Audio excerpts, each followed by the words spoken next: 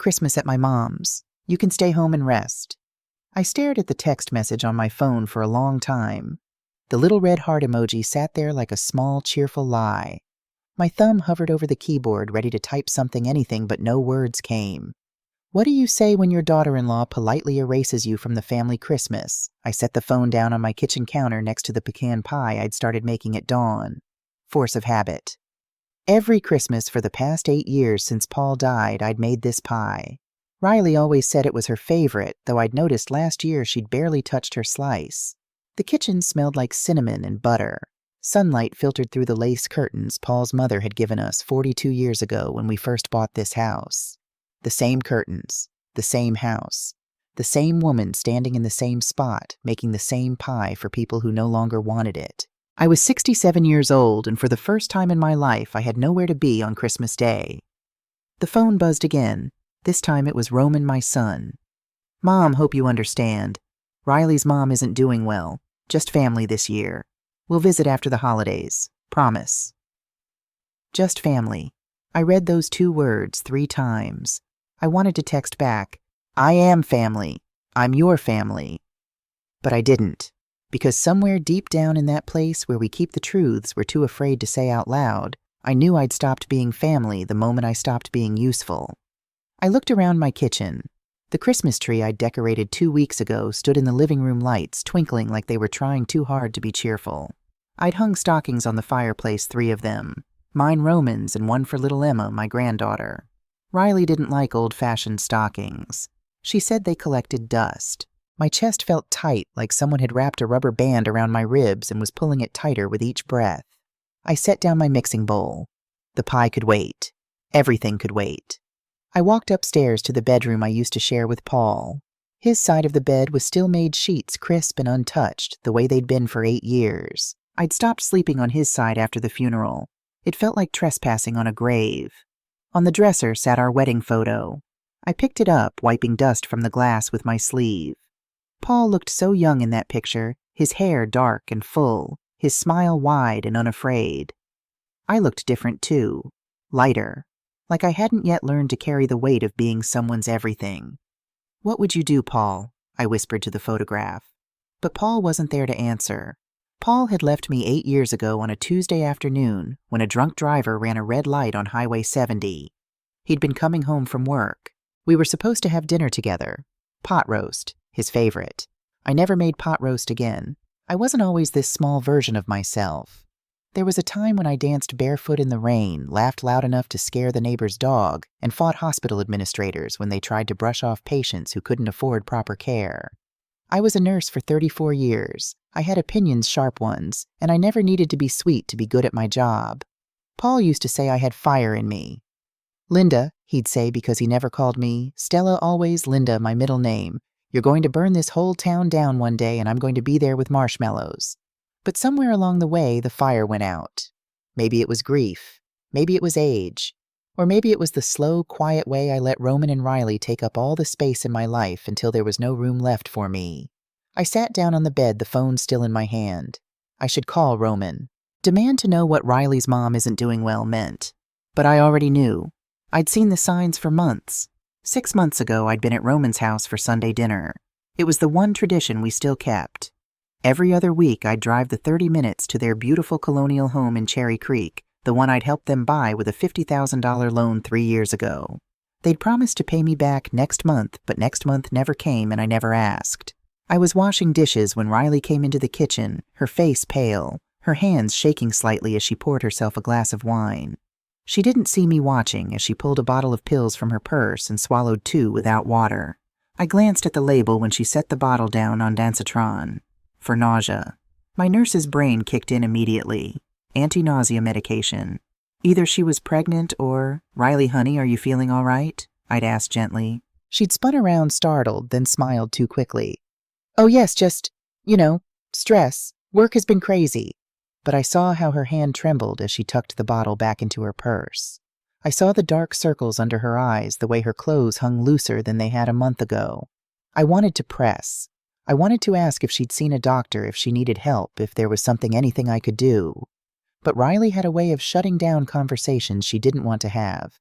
so I just nodded and went back to the dishes. 2 months later, I found the hospital bracelet. Riley had been staying with us for the weekend while Roman was away on business. She'd left her overnight bag on the guest bed, partially unzipped. When I went to close it, I wasn't snooping. I swear I was just being tidy. A plastic hospital bracelet fell out. Eleanor Montgomery, Oncology, University Hospital. Eleanor, Riley's mother, not Riley. The relief I felt in that moment was immediately swallowed by shame.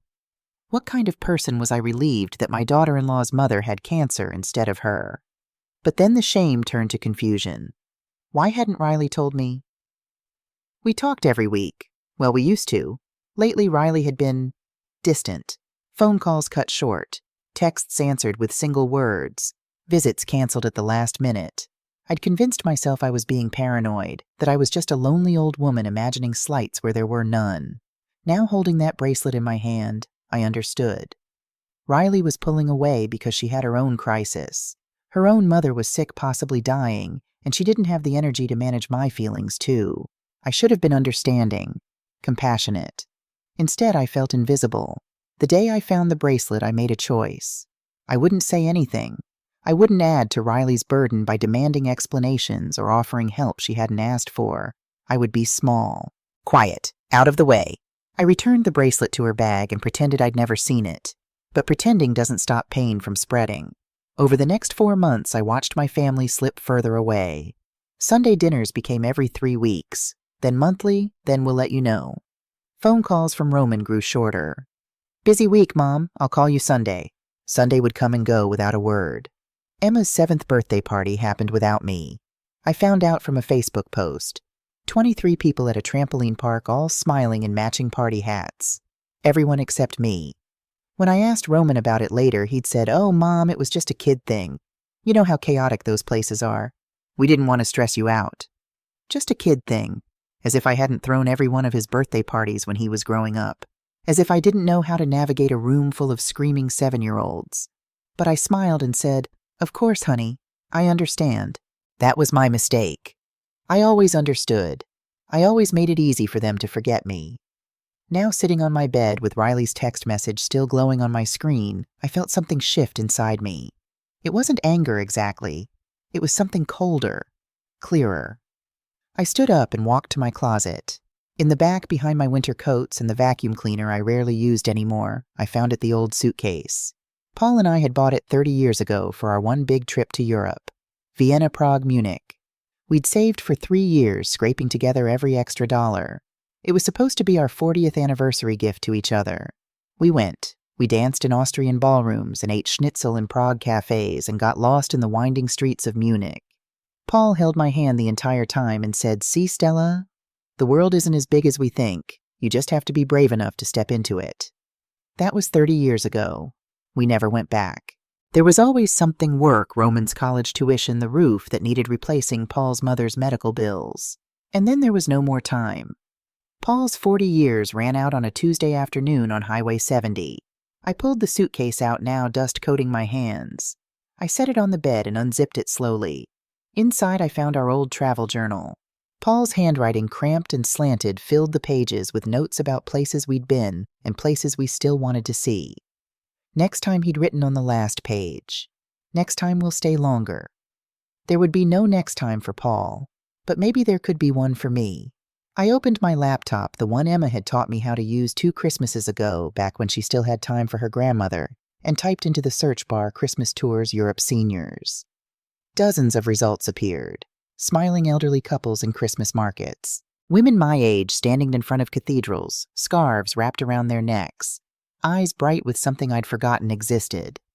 Joy. One tour caught my eye. 12-day Christmas magic, Munich, Salzburg, Vienna. Departure date, December 22nd. 3 days from now. Price $8,500. I sat back in my chair, my heart hammering. $8,500. That was almost a quarter of the insurance money Paul had left me. The money I'd been saving for. What emergencies, old age.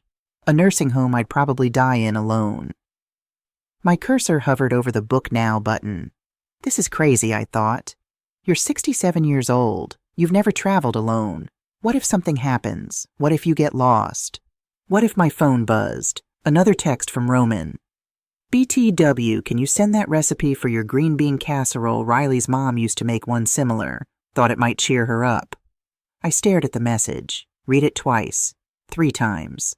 They wanted my recipe, not my presents. Not my comfort. Just my recipe so Riley's mother, the woman who was invited to Christmas, could have something familiar. I clicked Book Now. The confirmation email arrived 30 seconds later. A PDF boarding pass. A detailed itinerary. A welcome message from the tour company. Adventure awaits Stella. I started laughing. It wasn't a happy laugh. It was the kind of laugh that comes when you realize you've been playing a game nobody told you was rigged from the start. I didn't tell Roman. I didn't tell Riley. I didn't tell anyone. Instead, I pulled the suitcase onto my bed and started packing. The morning before my flight, I woke up at 5 a.m. I'd barely slept. Every time I closed my eyes, I imagined Roman calling, demanding to know where I was. I imagined Riley showing up at my door, apologizing, begging me to stay. But my phone stayed silent.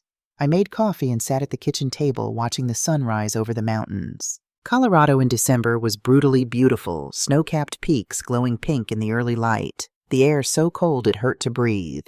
I'd lived in this house for 42 years. I knew every creak in the floorboards, every stain on the ceiling, every crack in the driveway. Paul and I had painted the living room 3 times. We'd replaced the water heater twice. We'd raised Roman here, watched him take his first steps in the hallway, heard his first words in the kitchen. This house was my entire adult life, and in 3 hours I was leaving it behind. I finished my coffee and went upstairs to shower. The hot water felt good on my aching joints. 67 wasn't old by today's standards, but my body didn't always agree. My knees creaked when I climbed stairs. My hands were stiff in the mornings. I moved slower than I used to, thought harder about simple tasks like getting in and out of cars. But I wasn't dead. Not yet. I dressed carefully, black slacks, a soft blue sweater Paul always said brought out my eyes, comfortable shoes. I looked at myself in the mirror. When had I gotten so old? The woman staring back at me had gray hair, deep lines around her mouth, age spots on her hands. But her eyes looked awake for the first time in years. I went to my jewelry box and pulled out the gold locket Paul gave me on our 20th anniversary. Inside were 2 tiny photos, one of Paul, one of Roman as a baby. I fastened it around my neck. "Come with me," I whispered to Paul's picture. "One more adventure." At 8 a.m., I called my neighbor Margaret. "Stella, how are you, dear?" "I'm good, Margaret. Listen, I'm going on a trip. Could you keep an eye on the house?" There was a pause. "A trip where to?" "Europe. I leave this afternoon." Another pause, longer this time. "Europe? Stella, are you? Is everything all right?" I smiled. "Everything's perfect. I'll be back after New Year's." "Well, all right. Have a wonderful time, dear." I hung up before she could ask more questions. Next, I sat down at the kitchen table with a piece of stationery, the good kind with my initials embossed at the top, and wrote a letter. "Dear Roman, I'm taking the Christmas you gave back to me. I'll be home when I'm ready. Love, Mom." I folded the letter and left it on the kitchen counter, propped against the sugar bowl where he'd see it if he came by. Then I did something I'd been putting off. I walked to Roman's house. I still had a key to Roman's place. He'd given it to me years ago, back when I used to babysit Emma regularly. "Just in case," he'd said. I hadn't used it in months. I parked my car down the street and walked to the house, my breath fogging in the cold air. The lights were on inside. Through the window, I could see Riley in the kitchen, phone pressed to her ear. I should have knocked. I should have announced myself. Instead, I used my key and slipped inside quietly. I told myself I was just dropping off the garage remote I'd borrowed last month. But really, I was looking for answers. Riley's voice carried from the kitchen. "Yes, Dr. Peterson. I understand. Yes, I'll be there. Stage 4, I know. No, I haven't told my family yet." I froze in the hallway. "I need to be strong for her," Riley continued, her voice cracking. "Christmas might be her last. I can't burden anyone else with this. My mother-in-law doesn't need to know. She's been through enough." My heart stopped. Not Riley. Eleanor. Riley's mother had stage 4 cancer, and Riley hadn't told us because she thought I was too fragile to handle it. "The hospice nurse said maybe 6 months, Riley whispered. "Maybe less. I just want to give her one more good Christmas, you know. One more time when she doesn't have to think about dying." I backed out of the house as quietly as I'd come, my vision blurring with tears. By the time I got to my car, I understood everything. Riley wasn't pushing me away because she didn't love me. She was pushing me away because she was drowning, and she thought I was too weak to throw her a rope. She thought I was the one who needed protecting. All those canceled visits, all those short phone calls. Riley wasn't avoiding me out of cruelty. She was avoiding me out of guilt. Guilt that she couldn't take care of her dying mother and her aging mother-in-law at the same time. So she'd made a choice. Her mother had months left. I had years. She chose her mother. And I couldn't even be angry about it. I sat in my car outside Roman's house for a long time, engine running, heat blasting. I should go inside. I should tell Riley I'd heard everything. I should offer to help, to sit with Eleanor, to do anything useful. But then I thought about Riley's voice on the phone. My mother-in-law doesn't need to know. She's been through enough. She thought I was a burden, a fragile old woman who'd crumble under the weight of someone else's grief. Maybe she was right. 8 years ago when Paul died, I had crumbled. I'd spent 6 months barely leaving the house, barely eating, barely existing. Roman and Riley had to take care of me, feed me, pay my bills, make sure I didn't disappear entirely. I'd promised myself I'd never be that weak again. And yet here I was, still being managed like a child who couldn't handle the truth. I put the car in drive and headed home.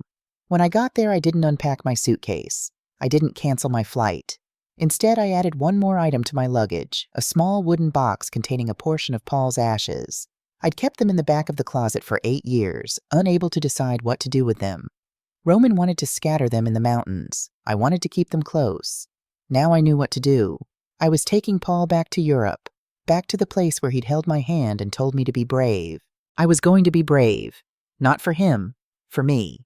Denver International Airport was chaos. Families rushing to gates, children screaming announcements, blaring overhead in 3 languages. I stood in the security line, clutching my boarding pass, surrounded by people half my age, moving twice as fast. A woman behind me sighed loudly. Some people need to learn how to travel efficiently. I realized she meant me. I was holding up the line, fumbling with my shoes, trying to remember if I needed to take out my laptop. Sorry, I muttered, shoving my belongings into a bin. The TSA agent barely looked at me as I passed through the scanner. Just another invisible old woman traveling alone. But when I reached my gate, something changed. I bought myself a coffee, a real one, not the instant kind I made at home to save money. I bought a magazine. I sat by the window and watched planes take off, and for the first time in 8 years, I felt something unfamiliar. Anticipation. "First time flying?" a voice asked.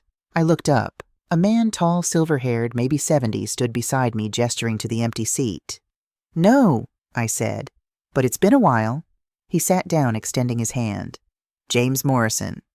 "Stella Dawson." We shook hands. His grip was warm, firm. "Heading home or heading out?" he asked. I smiled. "Heading somewhere new." "Good answer." He pulled out his own boarding pass. "Munich?" I nodded, surprised. "You too. Christmas tour. 12 days. My wife and I were supposed to go 8 years ago, but—" He trailed off, his eyes distant. "She passed before we got the chance. Kept the tickets all this time. Figured this year I'd finally use them. 8 years. The same as me." "I'm sorry," I said softly. "Don't be. She'd be mad if I kept mourning forever." He smiled, but it didn't reach his eyes. "What about you, traveling alone?" "My husband died 8 years ago, too," I said. The words came easier than I expected. "Car accident." James looked at me for a long moment. 8 years. That's a significant number." "It is." We sat in comfortable silence until the boarding announcement came. As we walked onto the plane, James gestured to the seat next to mine. "Looks like we're neighbors." I laughed. "Looks like we are." I settled into the window seat, watching the ground crew load luggage. James sat beside me, pulling out a book, but not opening it. "Can I ask you something?" he said. "Of course." "That locket you're wearing, anniversary gift." I touched it instinctively. 20th anniversary. How did you know? My wife had one just like it. I gave it to her on our 20th, too. He smiled. She wore it every day until she died. The plane's engines roared to life. As we lifted off Denver, shrinking below us, I thought about the letter I'd left on my kitchen counter. By now, Roman might have found it. He might be calling my phone, which I deliberately left on airplane mode. Or maybe he hadn't gone to the house at all. Maybe he was at Eleanor's helping Riley plan a Christmas I wasn't invited to. Either way, I was 30,000 feet in the air, flying towards something I couldn't name. James leaned over. "You look nervous." "Not nervous," I said. "Just wondering if I'm making a mistake." "You want to know the secret to life at our age," he said. "What's that? The only mistake is standing still." The plane leveled out and the seatbelt sign dinged off. Below us, clouds stretched to the horizon like a white ocean. I was 67 years old, flying alone to Europe with a man I'd just met carrying my dead husband's ashes and running from a family who'd forgotten I existed. And for the first time in 8 years, I felt alive. The hotel room was smaller than I expected, but clean and warm. A single bed with a white duvet, a wooden desk by the window, and a bathroom barely big enough to turn around in. I set my suitcase on the bed and walked to the window. Munich spread out below me, all Gothic spires and cobblestone streets dusted with fresh snow. Christmas lights twinkled from every window. In the distance, I could hear church bells ringing. It was 6 p.m. local time, which meant it was 10 a.m. in Colorado. Roman would be awake by now. He might have found my letter. Or maybe he hadn't gone to my house at all. I pulled out my phone and turned off airplane mode. Immediately, it exploded with notifications. 17 missed calls from Roman. 23 text messages, 6 voicemails. My hand trembled as I opened the first text. "Mom, where are you? Your neighbor said you went to Europe. Please call me, we're worried." "Mom, this isn't like you. What's going on?" "Riley is upset. She thinks we did something wrong." I scrolled through them all, my jaw tightening with each message. Not once did he say I'm sorry. Not once did he ask if I was okay. Just worry that I'd done something unexpected. Something that inconvenienced them. The last message was from 2 hours ago. "Mom, please, just let us know you're safe." I typed back slowly, deliberately. "I'm safe. I'm in Munich. Enjoy your Christmas." I hit send before I could second-guess myself. 3 seconds later, my phone rang. Roman's name flashed on the screen. I let it ring, and ring, and ring. When it finally stopped, I turned the phone to silent and tucked it into my purse. There was a knock at my door. James Morrison stood in the hallway, changed into a fresh shirt and slacks. "Tour group is meeting in the lobby in 20 minutes. Thought you might want to walk down together." I looked down at my wrinkled travel clothes. "I should change." "You look fine," he said. "But take your time. I'll wait in the lobby." He left before I could argue. I changed quickly into a navy blue sweater and clean slacks, touched up my makeup, and brushed my hair. In the mirror, I looked tired but determined. The face of a woman who'd just flown 5,000 miles to escape her own life. "What are you doing, Stella?" I asked my reflection. My reflection didn't answer. The tour group gathered in the hotel lobby at 6:30 p.m. sharp. 18 people, mostly couples in their 60s and 70s, all wearing comfortable shoes and excited smiles. Our tour guide was a young German woman named Greta, impossibly tall and blonde, with perfect English and an iPad full of itineraries. "Welcome, welcome," she said, her smile bright enough to power the Christmas lights outside. "I'm Greta, and for the next 12 days, I'm your guide, your translator, and your new best friend. Tonight we start easy dinner at a traditional German restaurant, then a walk through the Christmas market. Tomorrow the real adventure begins." The group murmured with excitement. I stood at the back, suddenly feeling out of place. Everyone else seemed to be part of a pair, holding hands, sharing smiles, finishing each other's sentences. Then James appeared at my elbow. "Looks like we're the only solo travelers." "Looks like it." "Want to be partners in crime?" He grinned. "I promise not to slow you down." Despite myself, I smiled. Deal. The restaurant was exactly what I'd imagined a German beer hall would be. Long wooden tables, dim lighting waitresses in dirndls, carrying impossible numbers of beer steins. The air smelled like roasted meat and fresh bread, and something sweet I couldn't identify. James and I sat at the end of one of the long tables surrounded by the tour group. A woman across from us, Barbara from Texas, leaned forward with a conspiratorial smile. "So how long have you two been married?" "Oh, we're not," I started. "We just met on the plane," James finished smoothly. "But give us a few days. Maybe we'll elope in Vienna." Barbara laughed.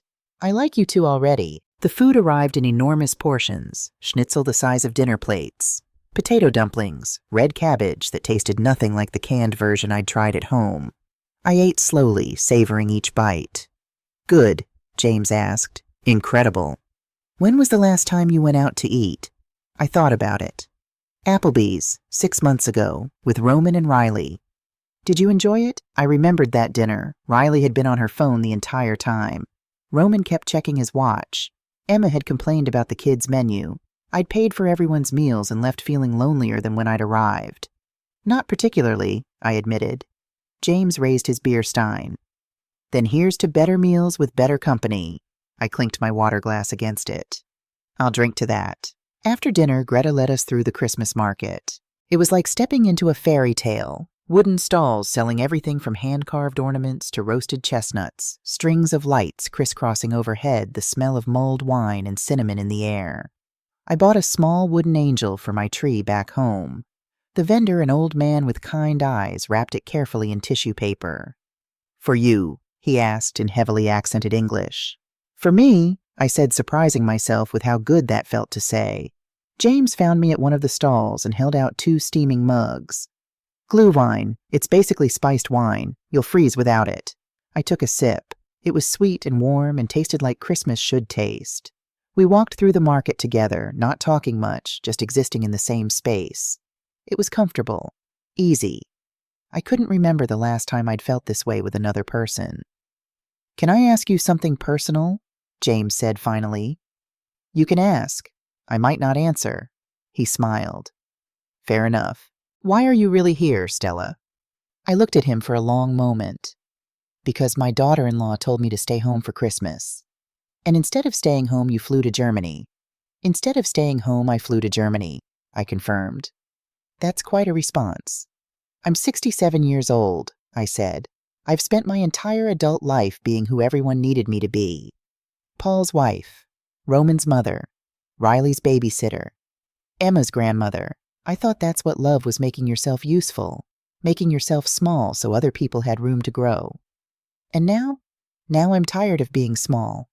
James nodded slowly. My wife, Sarah, she used to say something similar. Near the end, when she knew she was dying, she told me she wished she'd spent less time being perfect and more time being happy. Was she sick long? No. His voice went flat. It was sudden. A car accident. I stopped walking. James? She was coming home from the grocery store. He continued, staring straight ahead. A Tuesday afternoon. The brakes failed on her car. She hit a tree doing 60 miles an hour. The world tilted slightly. Brakes failed, I whispered. Yes. The investigator said it was a manufacturing defect, but the insurance company... He stopped abruptly, his jaw clenching. Sorry, I shouldn't burden you with this. No, please, tell me. He looked at me, searching my face for something. The insurance company ruled it driver error. Claimed Sarah had been speeding, not maintaining the vehicle properly. They denied the claim, refused to investigate the brake failure. My heart was pounding now. What year did she die? 2016, December. He paused. Why? Paul died in December 2016, I said slowly. Car accident. Brakes failed. James went very still. What was his last name? Dawson. Paul Dawson. Where did he work? Atlas Insurance. He was a claims adjuster. All the color drained from James's face. Stella. My Sarah's claim was handled by Atlas Insurance. We stared at each other in the middle of the Christmas market, surrounded by laughter and music and twinkling lights, while the ground seemed to shift beneath our feet. I need to sit down, I said as she said. We found a quiet bench away from the market crowds. My hands wouldn't stop shaking. This is a coincidence, I said. It has to be. Maybe. James didn't sound convinced. My husband died in a random accident. Your wife died in a random accident. They happened to work for the same company. It doesn't mean... Stella. James's voice was gentle but firm. When was the last time you went through Paul's things? I don't know. A few years ago. I boxed most of it up. Did you keep his work files? Some. I didn't understand most of it, so I just stored it. James pulled out his phone. I'm going to show you something. If I'm wrong, I'm wrong. But if I'm right... He scrolled through his photos and held the screen toward me. It was a newspaper clipping. Local woman dies in tragic accident. Below it, a photo of a smiling blonde woman holding a golden retriever. Sarah Morrison. She looked kind, happy. After Sarah died, I became obsessed, James said quietly. I knew something was wrong. The brake failure, the denied claim, the way the company lawyers shut down every question I asked. So I started investigating. And I found 3 other cases, 3 other people who died in car accidents between 2015 and 2017. All brake failures, all claims handled by Atlas Insurance, all denied as driver error. I felt sick. Paul never said anything. Maybe he didn't know. Or maybe he did and he was trying to protect you. James put his phone away. I spent years trying to prove it. Couldn't get anyone to listen. The company buried everything. Eventually I gave up. Why are you telling me this now? Because when I saw your name on the tour list, Stella Dawson from Colorado Springs, I thought just maybe you'd have answers. I thought maybe Paul had left something behind. Evidence, documents, anything. I stood up abruptly. This is insane. Paul was a good man. He would never cover up something like that. I'm not saying he did. I'm saying maybe he found out and tried to stop it. And they killed him for it. I laughed, but it came out harsh and bitter. This isn't a movie, James. This is real life. I know. Believe me, I know. He stood too. I'm sorry. I shouldn't have brought this up. Forget I said anything. But I couldn't forget. Because even as I wanted to dismiss his words as paranoid conspiracy theory, something in my gut told me to listen. Paul had been acting strange those last few weeks before he died. Distracted. Worried. He'd stayed late at work more than usual. Taken phone calls in the garage where I couldn't hear. I'd assumed he was stressed about work. I never thought to ask why. I need to go back to my room, I said. Of course, I'm sorry, Stella. I really am. I walked away without looking back. In my hotel room, I sat on the bed and pulled out my phone. Still silent. Still filled with messages from Roman I hadn't answered. But I wasn't thinking about Roman anymore. I was thinking about the box of Paul's things I'd stored in the basement 8 years ago. The box I'd never opened because it hurt too much. Inside that box was Paul's briefcase, his work laptop, files and folders I'd been too grief-stricken to sort through. What if James was right? What if there was something in those files? I pulled out my laptop and logged into my email. The old email account Paul and I had shared. I hadn't checked it in years. Thousands of unread messages, mostly spam and automated bills. But there in the drafts folder was one email. Subject: evidence of corporate negligence, Morrison case. My hands shook as I clicked it open. To matthew.chen@legalaid.org. Date December 10th, 2016. Dear Mr. Chen, my name is Paul Dawson, and I'm a senior claims adjuster at Atlas Insurance. I'm writing to report serious corporate misconduct that I believe has resulted in multiple deaths. Over the past 18 months, I've processed 4 claims related to brake failures in 2012-2014 model Honda Accords. In each case, the vehicle's brake system failed catastrophically, resulting in fatal accidents. Company policy directed me to deny these claims as driver error, despite clear evidence of manufacturing defects. I've attached internal memos, inspection reports, and communications with Honda's legal team showing Atlas Insurance entered into a settlement agreement with Honda to suppress recall information in exchange for reduced premiums on company fleet vehicles. I can no longer in good conscience participate in this cover-up. The families deserve justice. The public deserves to know these vehicles are unsafe. I'm prepared to testify if legal action is taken. Please contact me at this email or my personal cell, 303-555-0147. Sincerely, Paul Dawson. Below the email were 47 attached files, PDF documents, internal memos, inspection reports. Everything James Morrison had been searching for 8 years. Paul had tried to blow the whistle. He'd written this email on December 10th, 2016. He died on December 12th, 2016. He never sent the email. I don't know how long I sat there staring at the screen. Long enough that my vision blurred. Long enough that tears ran down my face and dripped onto the keyboard. Paul had known. He'd discovered the cover-up. He'd decided to do the right thing. And 2 days later, his brakes failed on Highway 70. No, my mind rebelled against the thought. It was too dark, too impossible. But the evidence was right there. 47 files detailing corporate negligence and conspiracy. An email Paul had written but never sent. A death that came too conveniently too quickly after he'd decided to come forward. There was a knock at my door. I wiped my eyes and opened it. James Morrison stood there, his face pale. I couldn't sleep. I needed to apologize again for... He knew, I said. My voice sounded strange, distant. Paul knew about Sarah, about all of them. He was going to testify. James went very still. What? I pulled him into the room and showed him the email. Watched as his eyes scanned the words, his expression shifting from confusion to shock, to something that looked like grief and rage mixed together. He was going to help us, James whispered. He was going to make it right. And they killed him for it. We stared at each other. We have to finish this, James said.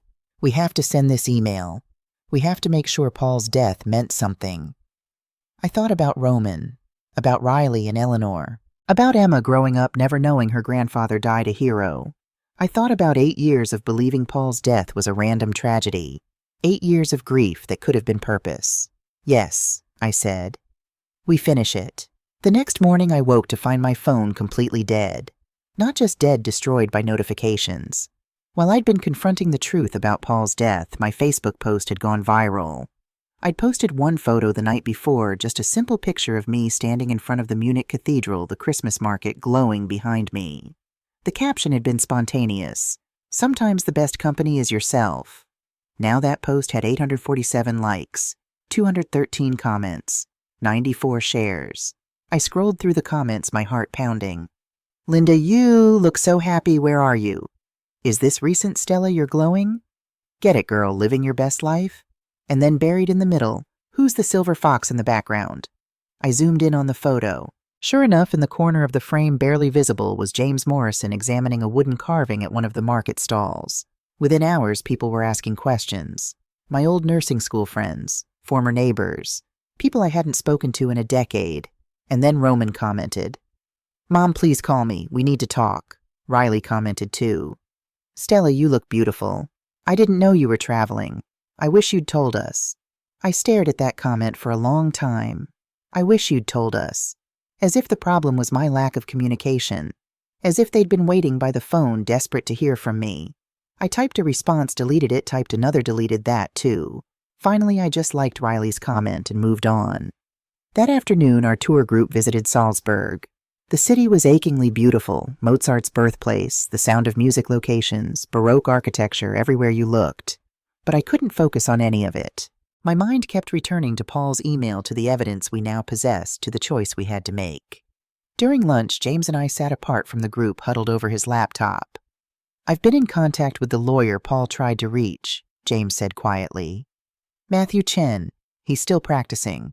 Civil rights and whistleblower cases. He remembers receiving a voicemail from someone at Atlas Insurance in 2016, but never got the email. What did he say? He said if we have the evidence, he'll take the case. Pro bono. He said this is exactly the kind of corporate malfeasance he's dedicated his life to exposing. I looked down at my hands. They were shaking again. If we do this, there will be consequences. The company will fight back. My family will be dragged into it. I know. Roman will be furious.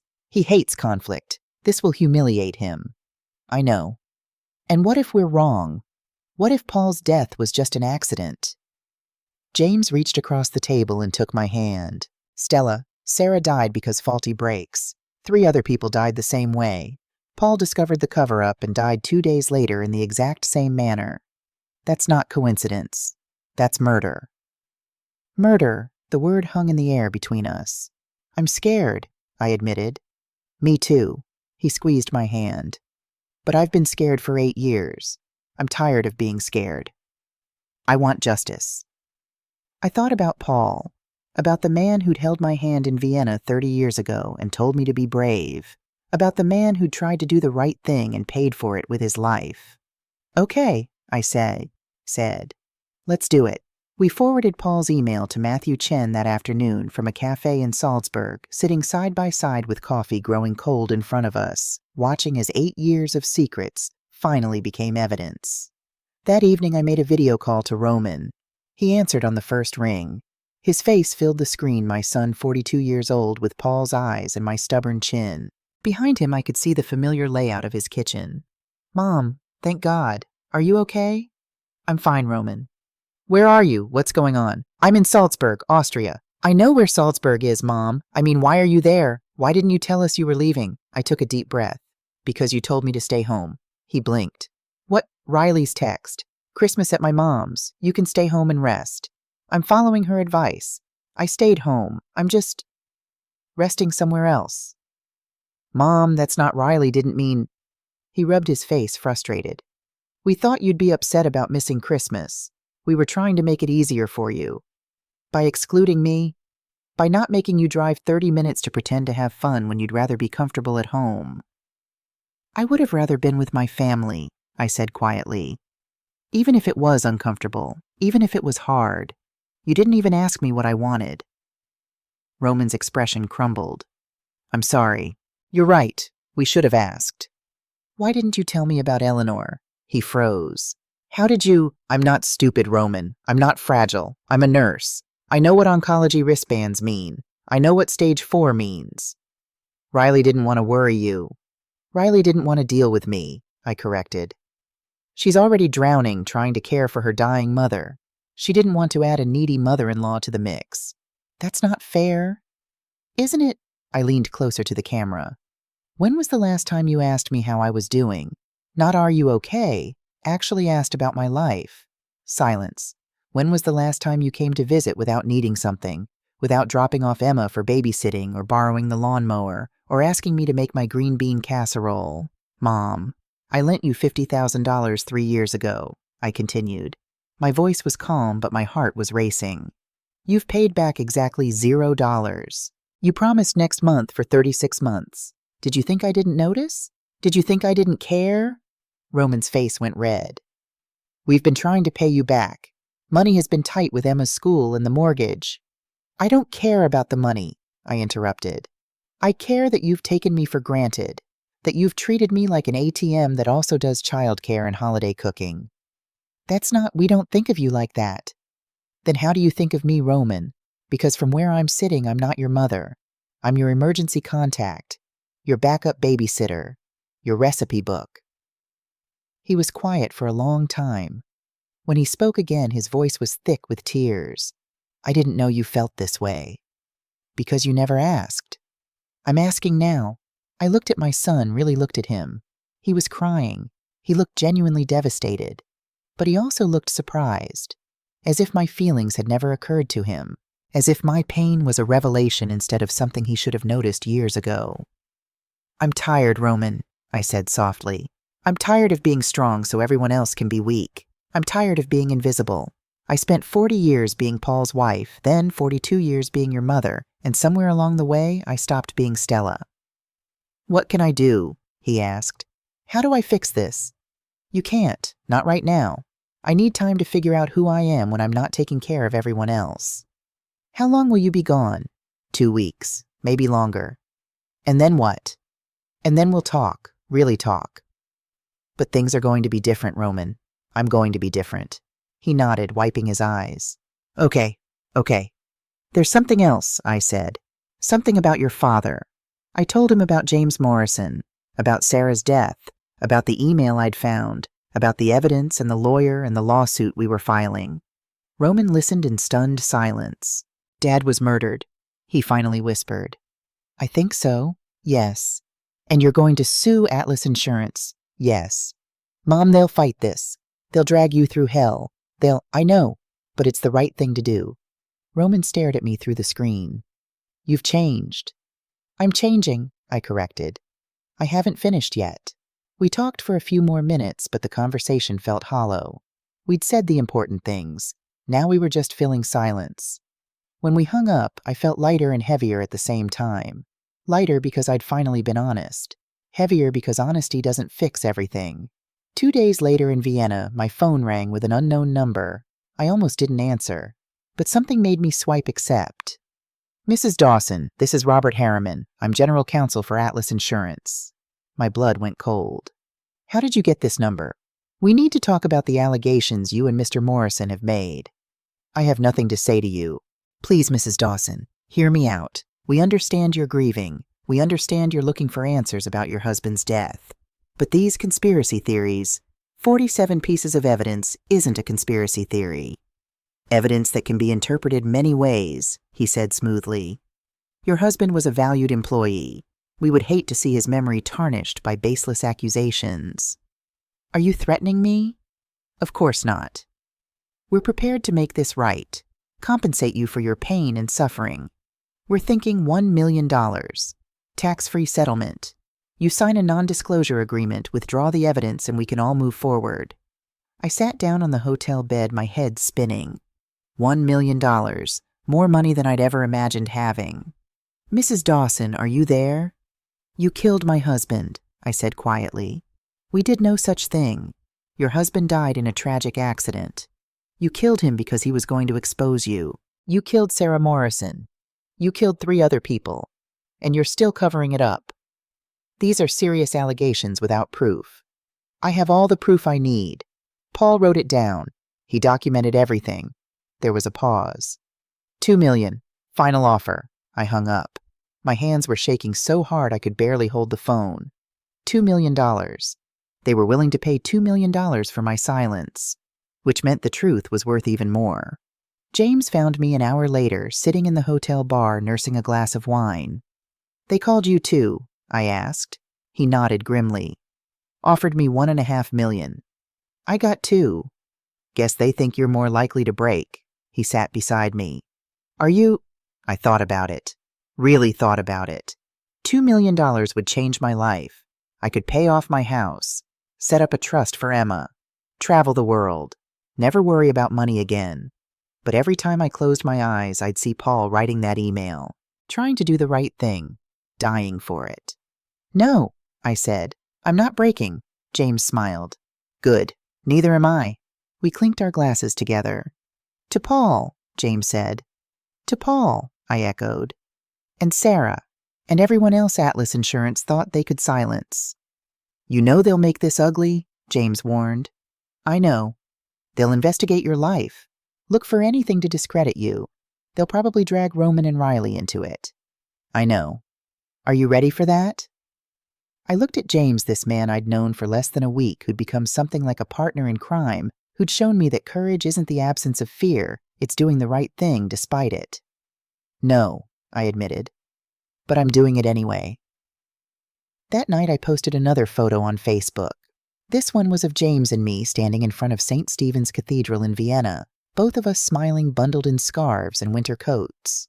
The caption read, "Some journeys heal the past, some create the future." This one is doing both. Within an hour, it had 2,000 likes. Within 3 hours, the local Colorado Springs news station had picked up the story, "Local Widow Exposes Insurance Fraud from Abroad." Matthew Chin, our lawyer, gave a statement. Mrs. Dawson and Mr. Morrison have provided compelling evidence of corporate negligence resulting in at least 4 deaths. We will be filing suit in federal court next week. My phone exploded again. This time not just with messages from friends and family, but from reporters from other Atlas Insurance victims, from people who'd been waiting 8 years for someone to speak up. Riley sent a private message. Stella, I had no idea about Paul, about any of this. I'm so sorry. You're so much braver than I ever gave you credit for. Roman called again. This time he didn't ask when I was coming home. He just said, I'm proud of you, Mom. And for the first time in 8 years, I believed him. The wheels of the plane hit Colorado tarmac at 4:37 p.m. on January 3rd. I'd been gone exactly 14 days, 2 weeks that felt like a lifetime. As we taxied to the gate, I looked out the window at the Rocky Mountains rising in the distance, the same mountains I'd stared at every day for 42 years. But somehow they looked different now, or maybe I was the one who'd changed. James sat beside me, his hand resting near mine on the armrest. Not holding it, just there. Close enough to touch if I needed it. Far enough away to give me space. Nervous, he asked quietly. Terrified. Want me to come with you? Face your family together? I shook my head. This is something I need to do alone. He nodded, understanding without needing explanation. That's what I'd come to love about James Morrison in the past 2 weeks. He never pushed, never demanded, just offered himself as a steady presence and let me choose how close to stand. Call me later, he asked as we gathered our bags. I will. At baggage claim, he kissed my cheek, a gentle, respectful gesture that somehow meant more than any grand romantic declaration. You're the bravest person I know, Stella Dawson, he whispered. Then he was gone, disappearing into the crowd, and I was alone again. Except I wasn't alone anymore. Not really. I had James. I had the truth about Paul. I had evidence that could bring down a corporation and save lives. And most importantly, I had myself back. The Uber driver tried to make small talk on the drive home, but I barely heard him. My mind was racing with everything I needed to say to Roman, to Riley, to Emma. My phone had been blowing up since I'd landed. 17 new messages from Roman in the past hour alone. Mom, your neighbor says you're back. Please call. We need to talk. It's important. Riley wants to see you. Can we come over tonight? Please, Mom, don't shut us out. I didn't respond. Not yet. When the car pulled up to my house, I sat there for a moment staring at the small brick ranch that had been my home for 42 years. The Christmas lights I'd put up before leaving were still twinkling in the window, though some had burned out. The wreath on the door hung slightly crooked. It looked tired, worn, like me before I'd left. I paid the driver and walked to the front door, my suitcase bumping against the steps. The key turned in the lock with the same familiar click it had made 10,000 times before. Inside, everything was exactly as I'd left it. The half-decorated Christmas tree. The pie ingredients still sitting on the counter, now surely spoiled. The silence. But the silence felt different now. Not empty, just quiet. Peaceful. I set down my suitcase and walked through each room, slowly seeing everything with new eyes. The photos on the wall, Paul and me on our wedding day, Roman as a baby, family vacations from decades ago. The furniture we'd bought together. The scratches on the hardwood floor from when we'd moved the couch. This house held 42 years of memories, but it didn't have to be a museum. It could still be a home. My home. I pulled out my phone and sent one text to Roman. Home safe. Come by tomorrow at 2 p.m. Just you and Riley. We need to have a real conversation. His response came immediately. Thank you. We'll be there. Then I sent a second text, this one to Riley's number. I know about your mother. I know about the cancer. We'll talk tomorrow, but tonight I need you to know something. You didn't have to hide it from me. You never have to hide anything from me. 3 dots appeared, disappeared, appeared again. Finally, how did you... Never mind. Thank you, Stella. I'm so sorry. I set the phone down and went to make myself a cup of tea. Real tea, not the instant kind.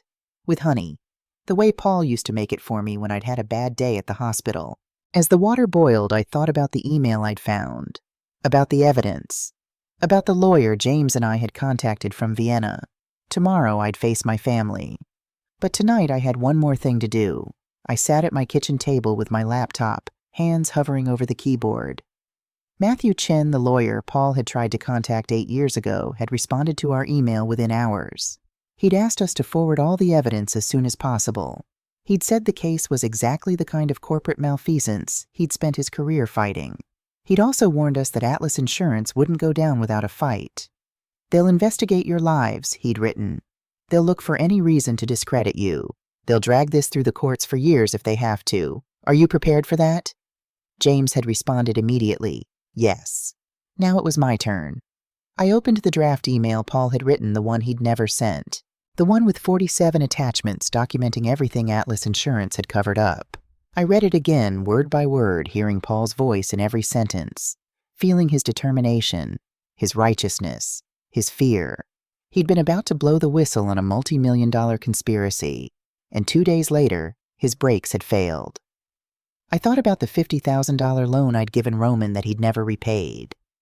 The Sunday dinners I'd cooked for people who barely looked up from their phones. The birthdays and holidays I'd spent alone waiting for an invitation that never came.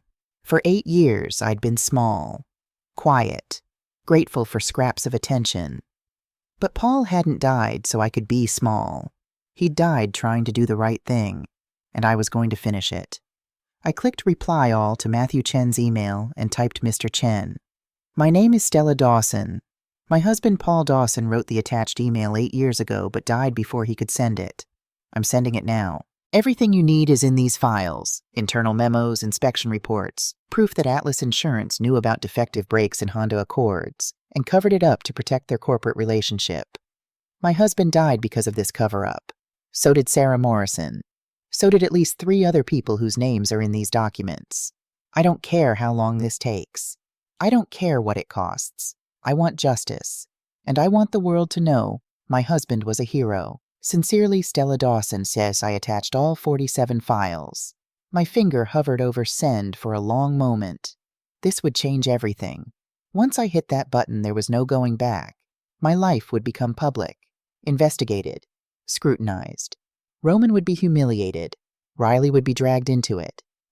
Emma would grow up knowing her grandfather had died fighting corruption, but she'd also grow up knowing he'd been brave.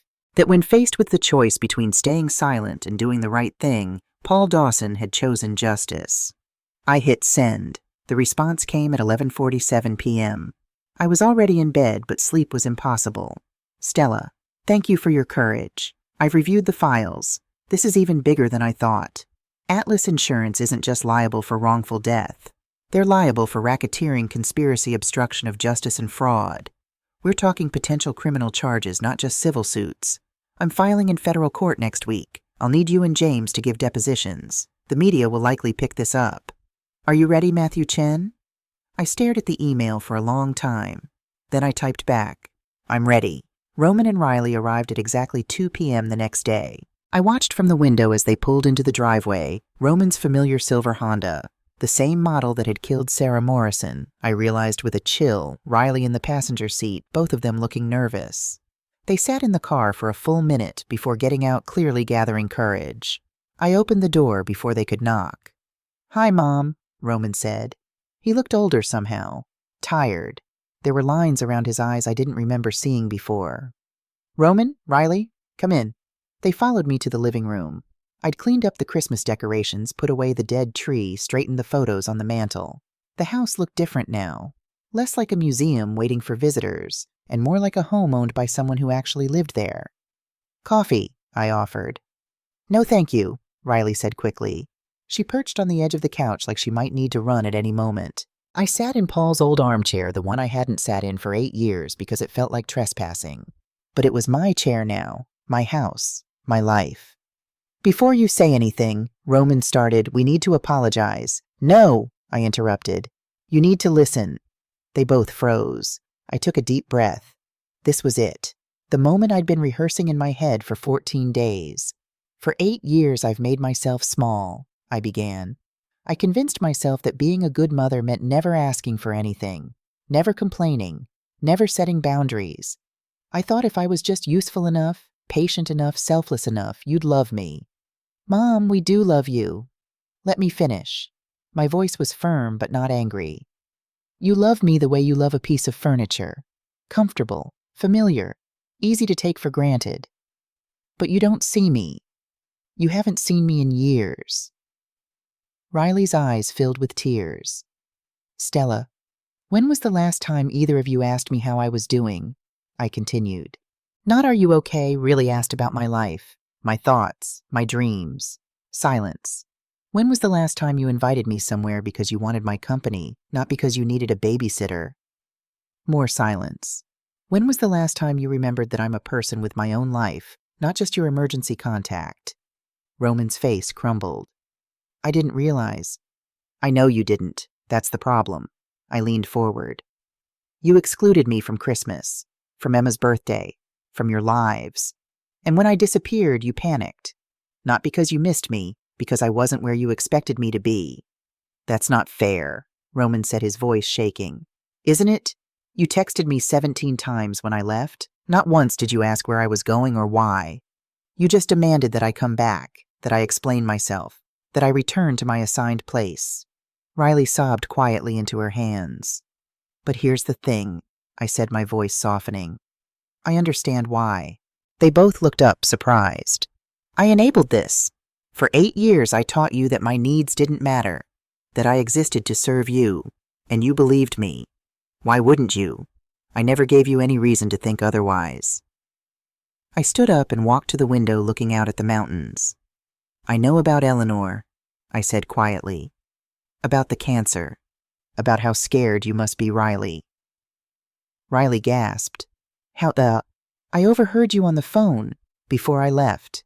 I turned to face her. And I'm so, so sorry for your pain, for your fear, for everything you're going through.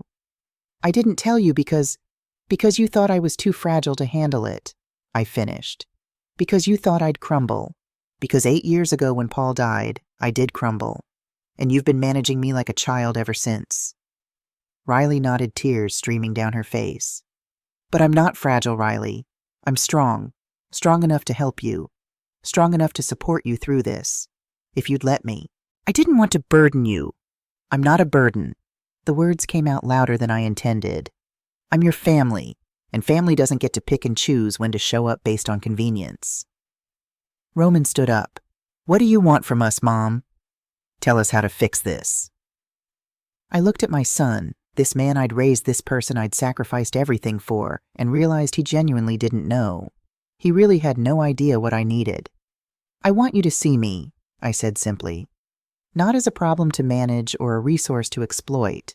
As a whole person with my own life, my own pain, my own joy. Okay, how do we do that? And that's when I told them. There's something else, I said. Something about your father. I told them everything. About James Morrison, about Sarah's death, about the email I'd found, about the evidence Paul had collected and the cover-up he'd tried to expose. I told them about the lawsuit we were filing, about the media attention that would come, about how their lives were about to become very public. Roman sat in stunned silence. Riley kept wiping her eyes. Dad was murdered, Roman finally whispered. I believe so, yes. And you're going to sue Atlas Insurance. James and I already sent the evidence to a lawyer. He's filing in federal court next week. Mom, they'll destroy you. They have billions of dollars, armies of lawyers. I know, but it's the right thing to do. Roman shook his head. This is insane. You're 67 years old. You should be relaxing, enjoying retirement, not fighting corporations. Why? I challenged. Because I'm old. Because I'm supposed to be quiet and grateful and out of the way. No, because this is dangerous. Because you could lose everything. I've already lost everything that mattered, I said quietly. Paul, 8 years of my life spent invisible. My relationship with my family. What else is there to lose? Us. Roman stood up, his face red. You could lose us if this goes public, if the media starts digging into our lives. Emma could be bullied.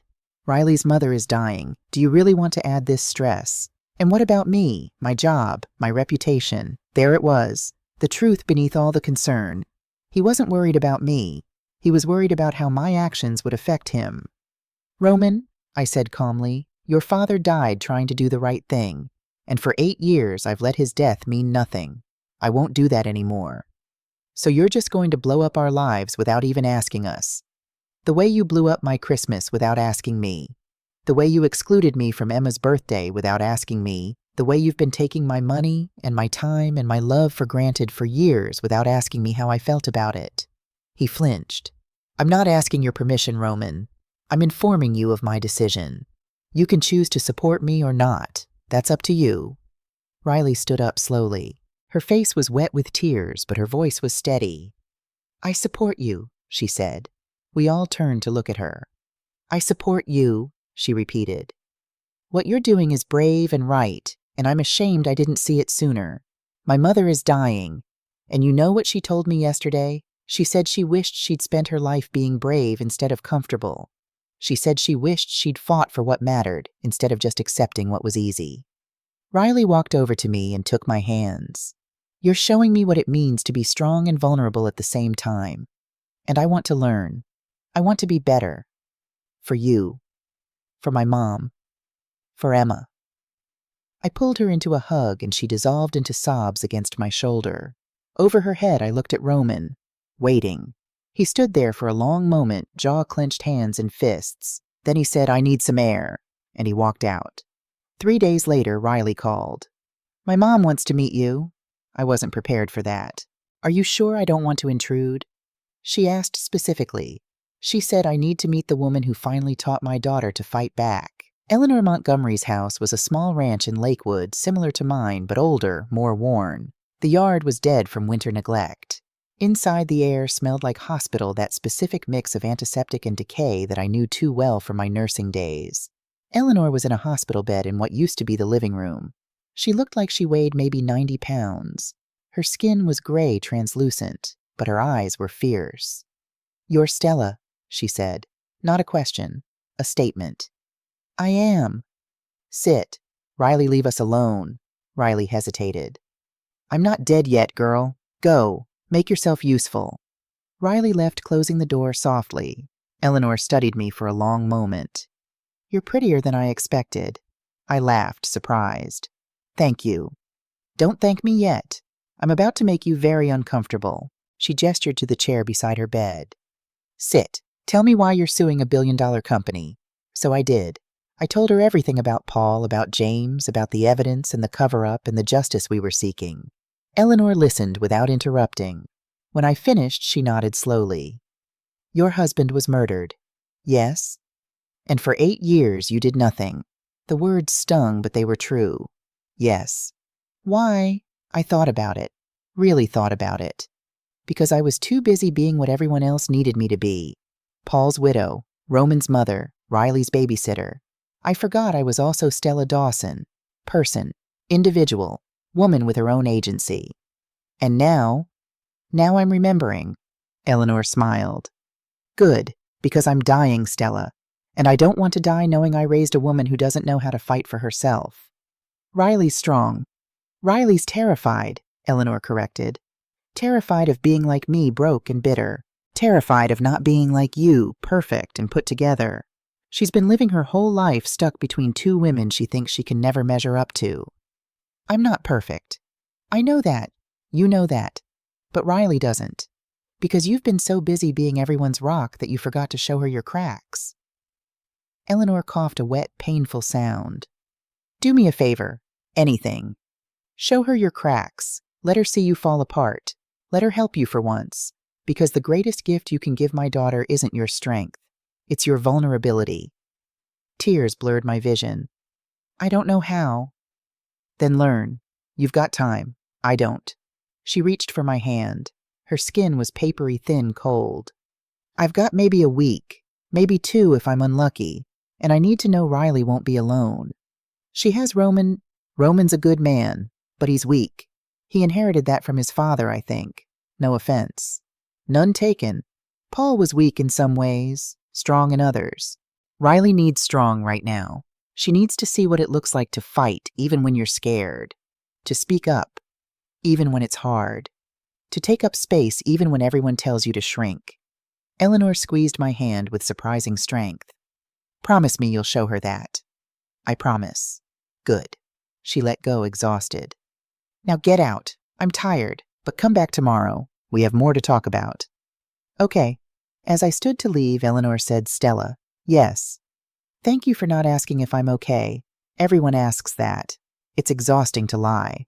I smiled. "I'm a nurse. I know better than to ask questions I already know the answer to.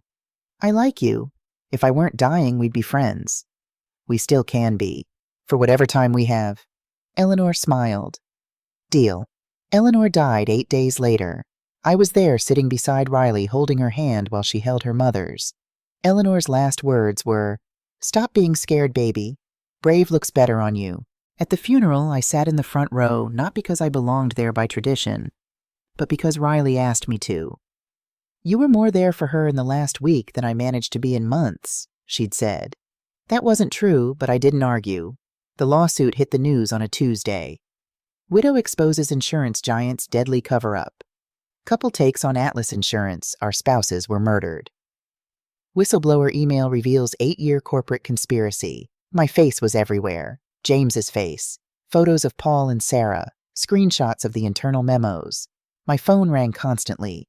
Reporters, old friends, people I hadn't spoken to in decades. And then 3 days after the story broke a call from an unknown number. "Mrs. Dawson, this is Robert Harriman, General Counsel for Atlas Insurance." I almost hung up, but something made me listen.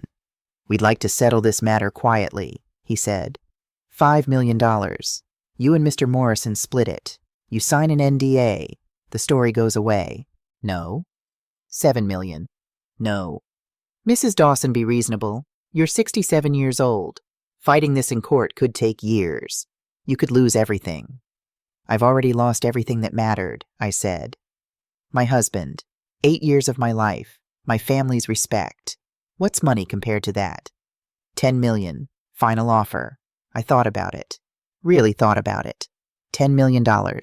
I could pay off Roman's house, set up Emma's college fund, travel the world, never worry about money again.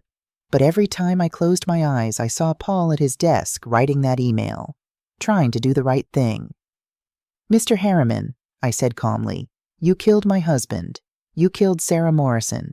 You killed at least 3 other people, and you think you can make that disappear with money. We didn't. Yes, you did. Maybe you didn't pull the trigger, but you cut the brakes, literally and figuratively. I stood up, pacing my kitchen. And you know what the worst part is? You're still doing it. There are still people driving cars with faulty brakes because you covered it up. There are still families who don't know their loved ones were murdered. Those are serious allegations. They're facts, and I have 47 documents proving it. Documents you're going to have to explain to a jury. Silence. We'll see you in court, Mr. Harriman. I hung up. My hands were shaking. My heart was pounding. But I felt alive. 6 months later, the trial ended. Atlas Insurance was ordered to pay $12 million to the 4 families. The CEO resigned in disgrace. Honda issued a recall for 200,000 vehicles. Paul's name was cleared. A whistleblower protection award was created in his honor. But the best part wasn't the money or the justice or the vindication. It was the phone call from Roman. Mom, I just wanted to say, I'm proud of you. Thank you, sweetheart. I was wrong. About everything. You were right to fight. Dad would be proud too. I cried then. Not sad tears, happy ones. 1 week later, James invited me to dinner. We'd become close over the past months, partners in the lawsuit, friends in grief, something more that neither of us had named yet. He picked me up at 6 p.m. looking nervous. Where are we going? I asked. You'll see. He drove us to a small Italian restaurant in downtown Denver, the same one Paul had taken me to on our first date 45 years ago. How did you know? I whispered. Riley told me. He smiled. Turns out she's been paying attention after all. Over dinner, we talked about everything. The trial, the verdict, our plans for the future. I'm thinking about writing a book, James said. About Sarah, about Paul, about everything. I'd read that. Would you help me write it? I smiled. I'd love to. After dessert, James cleared his throat nervously. Stella, I need to ask you something. He pulled out a small box. My heart stopped. I know we haven't known each other long, he said. 6 months. That's nothing. But I also feel like I've known you forever. Like Sarah sent you to me. Like Paul sent me to you. He opened the box. Inside was a simple gold band. I'm not trying to replace Paul. You're not replacing Sarah. But maybe we could build something new together. Something that honors where we've been while moving toward where we're going. Tears rolled down my cheeks. James Morrison, are you asking me to marry you? Yes, but with conditions. I laughed through my tears. Conditions. We keep our own houses, our own independence. We love each other without losing ourselves. We choose each other every day on purpose from a place of wholeness instead of need. I stared at this man, this stranger who'd become my partner, my friend, my equal. Can I think about it? I asked. He blinked surprised, then smiled. Of course. Take all the time you need. We finished dinner. He drove me home, kissed my cheek at the door. As I watched him drive away, I thought about what Eleanor had said. Brave looks better on you. I pulled out my phone and texted him. The answer is yes. Let's do this your way, our way, the brave way. 3 dots appeared immediately.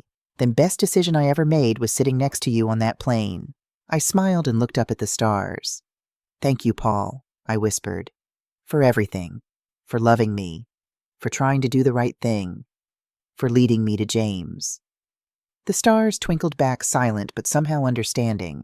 I was 68 years old, and my life was just beginning.